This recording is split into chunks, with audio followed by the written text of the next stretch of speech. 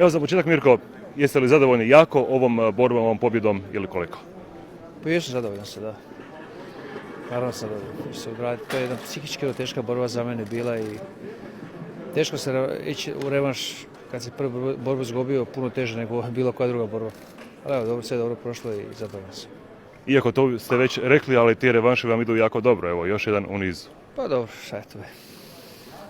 Roy Nelson je već rekao da ste se čuli telefonom i da je moguć i treća borba, je li to istina? Nije, nismo se mi čuli telefonom, moj poslao poruku meni na Instagram i čestitao mi je i rekao da bi se volio bi još jednu borbu odraditi sa mnom i ja sam pristojno govorio da što se mene tiče, zašto ne.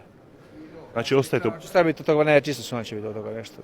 Radio je cirkus tamo poslije po hotelu i svađa se s ljudima i neko oružje je spominjao, pa me policija pretrag sobe radila. Mislim, ono, totalno je izgubio žice, ja ne znam šta, je lujka takva. Kažu mi ovi iz Atletske komisije koji su mi došli posle u slačionicu, smiju se, oni kažu, čuj, moramo ipak, dobili su pritužbu, ovo se žalio da su mi noge bile skliske.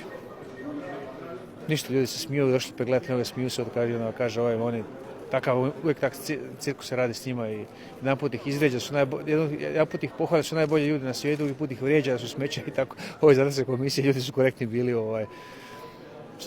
vrlo su rigorozni tamo, ta Atletska komisija, sam dobio svog pratitelja. Čim sam ušao na ulasku u dvoranu je čovjek koji se doslovce nije odvajao od mene. Strogo zabavim bilo kakve kreme, ništa. I pregledan sam prije ulaska u borilište, naravno, mislim. Čini se da je veća lujka nego što je na prvu čovjek rekao. Što je onda vjerojatnije? Koji protivnici mogući su? Stvarno ne znam. Ja ne znam ništa. Nemojte ništa pitati za borbe, samo različno kako ću se odmoriti sad i idem kući spavati, to je to. Onda znate bar ili ostajete u Bellatoru? Nemojte iznuđivati odgovore od mene i... Mirko, s obzirom da ti dobro idu uzorati, jel imaš ti neku želju za neki uzorak? Pa najveća želja mi se nije ostvarila.